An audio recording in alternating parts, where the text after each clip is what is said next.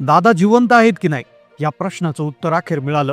28 जानेवारीला बारामतीत झालेल्या दुर्दैवी अपघातामध्ये दादांचं निधन झालं होतं. तब्बल 15 दिवस उलटून गेले. प्रत्येकाच्या मनात प्रश्न होता, दादा जिवंत आहेत आणि दादा परत येणार. पण आज अचानक एक अशी घडामोड घडली जिने महाराष्ट्राच्या चेहऱ्यावर हसू आणलंय. मुख्यमंत्र्यांनी एक अशी गोष्ट सांगितली आहे की ज्यामुळे लोकांच्या डोळ्यातलं पाणी थांबलं. कार्यकर्ते हसू लागले. बारामतीमध्ये काही 15 दिवसांपूर्वी एक अपघात झाला होता. त्या अपघाताला आता बरेचसे दिवस उलटून गेले आहेत, पण प्रत्येकाच्या मनात प्रश्न होता की दादा जिवंत आहेत, दादा परत येणार. सगळे लोक भ्रमात होते. पण अचानक तो भ्रम फुटला, कारण की एक अशी घडामोड समोर आली जेव्हा बारामतीमध्ये काल मध्यरात्री काही गाड्या शिरल्या. त्या गाड्यांमधून काही व्यक्ती उतरल्याचं बोललं गेलं. त्यातील एक व्यक्ती ओळखीचाच होता. या व्यक्तीने जेव्हा हात वर केला तेव्हा कार्यकर्त्यांच्या डोळ्यातलं पाणी थांबलं आणि एकच जल्लोष सुरू झाला. अचानक या गाड्यामधून एक व्यक्ती उतरून हातामध्ये फाईल असल्याचा संशय होता. ती फाईल घेऊन तो व्यक्ती डायरेक्ट वाड्यामध्ये गेलेला आहे. आता त्या व्यक्तींची ओळख कोणती होती? त्याच्या चेहऱ्यावरचं हास्य अगदी लोकांच्या ओळखीचं होतं.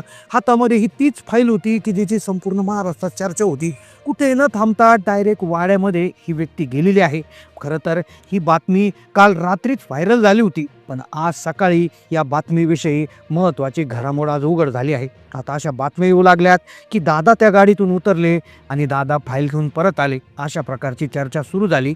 लोक खोटं म्हणत होते, पण त्या ठिकाणी बारामतीत इतका जल्लोष झाला आहे, लोकांच्या गळ्याखाली घास उतरत नव्हता. ते लोक काल रात्री पोटभर जेवले आहे, अशा प्रकारची माहिती समोर येत आहे.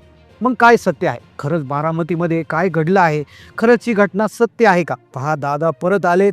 दादांच्या हातात फाईल होती, त्यांनी फाईल उघडली असून त्याच्यातून मोठं नाव समोर आले. अशा प्रकारच्या बातम्या समोर येत आहेत. आता लोकांचा जो भ्रम होता तो पूर्णतः संपला. लोक म्हणतात ही अफवा आहे, पण अचानक काल रात्री जो जल्लोष झाला आहे, काही गाड्या येता क्षणी तो जल्लोष झाला, तो अतिशय वेगळाच होता. मग खरंच त्या रात्री काय घडलं? इतके लोक का आनंदी झाले? गाडीतून कोण उतरलं आणि त्या फाईलीत कोणत्या गुन्हेगाराचं नाव सापडलं? आता गुन्हेगारीला अजिबात सोडणार नाही असं कार्यकर्ते का म्हणाले आहेत? काय सापडलं त्या फाईलमध्ये? चला जाणून घेऊया या संपूर्ण प्रकरणाचा सविस्तर रिपोर्ट. दादा जिवंत आहे आणि दादा परत आले. आता कोणाला सोडणार नाही. बारामतीचा वाघ पुन्हा मागं आलाय. भ्रष्टाचारी लोकांचे बुरखे फाडण्यासाठी फाईल घेऊन आलाय.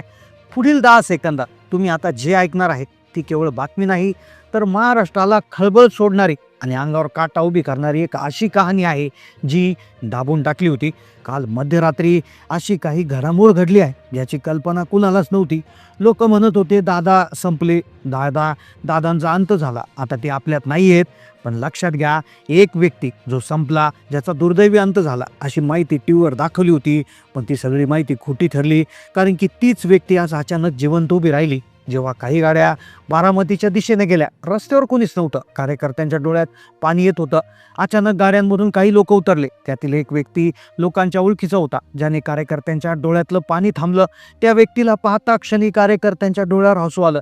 ती व्यक्ती एकटीच नव्हती, कारण की त्या व्यक्तीच्या हातामध्ये एक अशी फाईल होती. ती फाईल घेऊन ती व्यक्ती सरळ वाड्यात निघून गेली आणि इथूनच खरा खेळ सुरू झाला.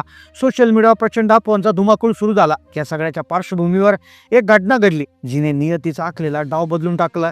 लोक ज्यासाठी प्रार्थना करत होते, ज्यांच्यासाठी त्यांचे डोळे ओले राहत होते, काही लोकांना तर अन्न गोड लागत नव्हतं, सगळे लोक अचानक खुश झाले आहेत. कारण एक अशी व्यक्ती जी प्रत्येक महाराष्ट्रातल्या माणसाच्या मनात घर करून बसली होती. प्रत्येकाला वाटत होतं ती परत यावेत. लोक नवस करत होते आणि अचानक तीच व्यक्ती एका गुप्त गाडीतून उतरता लोकांच्या डोळ्यावर विश्वास बसत नाहीये. कालपर्यंत या प्रकरणात वेगवेगळे खुलासे केले जात होते, पण अचानक मध्यरात्री ते सत्य समोर आलं. रोहित पवार यांनी 2 दिवसापूर्वी मुंबईत पत्रकार परिषद घेतली. त्यानंतर दिल्लीमध्ये जाऊन हा मुद्दा देशामध्ये मोठा केला. पण अचानक काल मध्यरात्री ही घटना घडल्यामुळे सगळं चित्र उलटं फिरलं. काल रात्री अशा काही हालचाली झाल्या, अशा काही घटना घडल्या की ज्यामुळे लोकांच्या मनात आता विश्वास निर्माण झाला आहे. अचानक गाडीमधून एक अशा संशयास्पद हालचाली झाल्या. हालचालीतून चर्चा आज सकाळपर्यंत महाराष्ट्रात सुरू झाल्या. नेमकं काय घडलं त्या कालच्या काळोख्या रात्री? नेमकं कोण आलं, कोणती ती फाईल होती, दादा आले की दुसरंच काहीतरी, अफवांचा इतका स्फोट का झाला, का लोकांच्या चेहऱ्यावर हसू परतलं आहे, का लोक समाधानी झाले आहेत, कसं काय लोकांच्या डोळ्यातलं पाणी थांबलं आहे. जर दादा नाही आले असं जर म्हणावं तर मग अचानक लोक कसं काय आनंदित झाले आहे, या प्रश्नामागचं उत्तर हे खूप धक्कादायक आहे. खरं तर ही सर्वसामान्य जनतेची ताकद आहे. याला चमत्कार म्हणावा की देवाचा संकेत म्हणावा काही समजत नाही, पण कारण हे वेगळंच होतं. अचानक एखादी गेलेली व्यक्ती डायरेक्ट गाडीतून उतरते, हे खरं तर विज्ञानाच्या दृष्टीने चुकीचं आहे. आणि विशेष म्हणजे त्यांच्या हातात एक फाईल असते. लोकांच्या डोळ्यातले अश्रू डायरेक्ट थांबतात. काही दिवसापासून महाराष्ट्र शोकसागरात बुडाला होता. अचानक सगळं दुःखच विसरलं आहे. त्या रात्रीचं गूढ सत्य नेमकं काय आहे, काय गुपित दडलं होतं, गाडीतून कोण उतरलं, हातात कोणती फाईल होती, त्या व्यक्तीला पाहता क्षणी लोकांच्या चेहऱ्यावर हसू कसं काय आलं, नेमकं ती व्यक्ती कोण होती, काय या हास्याचं कारण ठरलंय, खरंच दादा आले का, दादांनी फाईलमधून कुणाची नावं घेतली आहे, आता कोणाला सोडलं जाणार नाही, हे कसं शक्य आहे. बारामतीतून जे दृश्य समोर येत आहे त्याच्यावर सुरुवातीला कोणाचाच भरोसा बसला नव्हता, पण खरं तर जे चित्र होतं त्याने जो परिणाम झाला म्हणजे कार्यकर्त्यांचे अश्रू थांबले, जे लोक जेवली नव्हती ती लोक जेवली, कुटुंबीय देखील काहीसे आनंदित दिसले. मग काय घडलं, एका श्वासात ज्या लोकांनी श्वास रोखून धरला होता तो श्वास कसं काय सुटला, इतकं दुःख कसं काय निघून गेलं. खरं तर एक घटना घडली जिने या प्रकरणाला एक अनाकलनीय कलाटणी दिली आहे. सगळ्यांनी चर्चा ऐकली, असं बोललं जात होतं दादा आपल्यात नाहीये, दादांचं निधन झालं. पण अचानक बारामतीच्या दादांच्या निवासस्थानी कार्यकर्त्यांची गर्दी जमली होती. गर्दीमध्ये स्मशान शांतता होती. काहीतरी विपरीत घडलंय, नियतीचा खेळ कोणालाच कळत नव्हता. पण अचानक एक गाडी थांबली, गाडीतून व्यक्ती आला, व्यक्तीच्या हातात फाईल. ती व्यक्ती कोण, ज्याने सगळ्यांच्या डोळ्यात पाणी पुसलंय. मग हा चमत्कार की ईश्वरी कृपा हे समजायला मार्ग नाही, पण दादांनी प्रत्यक्षात तिथे पाहिल्यानंतर उपस्थित असलेल्या लोकांच्या अंगावर रोमांच आले. मग ही घटना नेमकं घडली कशी, दादा नक्की कुठे जात होते, ज्या परिस्थितीला काळाचा सापळा मानलं गेलं त्यातून दादा सही सलामत कसे बाहेर आले, या प्रश्नाचं उत्तर शोधण्यासाठी आपल्याला या घटनेच्या मुळाशी जावं लागेल. कोणाचाही भरोसा बसत नाही, पण पहिल्यापासून पुढील 2 मिनिटं तुम्ही जर बघितलं तर तुमचा भरोसा पटेल. काल मध्यरात्री ही घटना घडली खरी, पण याची सुरुवात काल सकाळी झाली होती.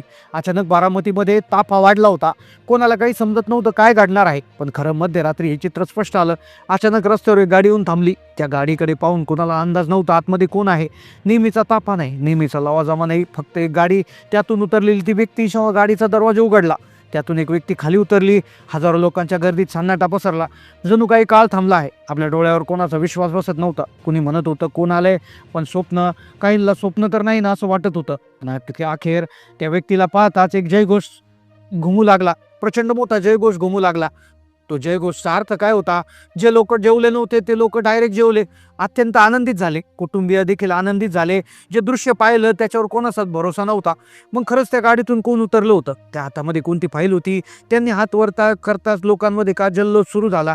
महाराष्ट्राच्या गल्लीबोळात सुरू झालेली ही चर्चा संपूर्ण महाराष्ट्रात कशी काय पसरली. कालपर्यंत वेगळंच वातावरण होतं, आज सकाळी कसे काय चर्चा दादा जिवंत आहेत आणि बारामतीचा सिंह परत आला अशी चर्चा का सुरू झाली, अशा प्रकारची माहिती ही समोर आली होती. प्रेक्षकांनो, आत्तापर्यंत जी माहिती आपण पाहिली तर ती सोशल मीडियावर चालू असलेल्या चर्चा, त्याचबरोबर इंटरनेटवर विविध सुरू असलेले जे विषय आहेत तर त्या विषयांच्या आधारावरून बनवलेली केवळ एक शक्यता आहे.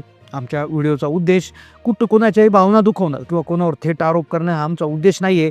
आम्ही कुठल्याही गोष्टीची अधिकृत पुष्टी करत नाही आहोत. तुमच्या फक्त चर्चांना व्यासपीठ देणं ही आमची जबाबदारी आहे, म्हणून आम्ही हा व्हिडिओ बनवत आहोत. आता खरंच हे तुमचं याच्यावर काय मत आहे, नक्की ही कहाणी सत्य असू शकते का, की याच्यामध्ये काही मोठं गुपित दडले, काल रात्री घडलेली घटना खरी असू शकते का, नक्की कमेंटमध्ये कळवा. चॅनलला नवीन असेल तर सबस्क्राईब करा. धन्यवाद.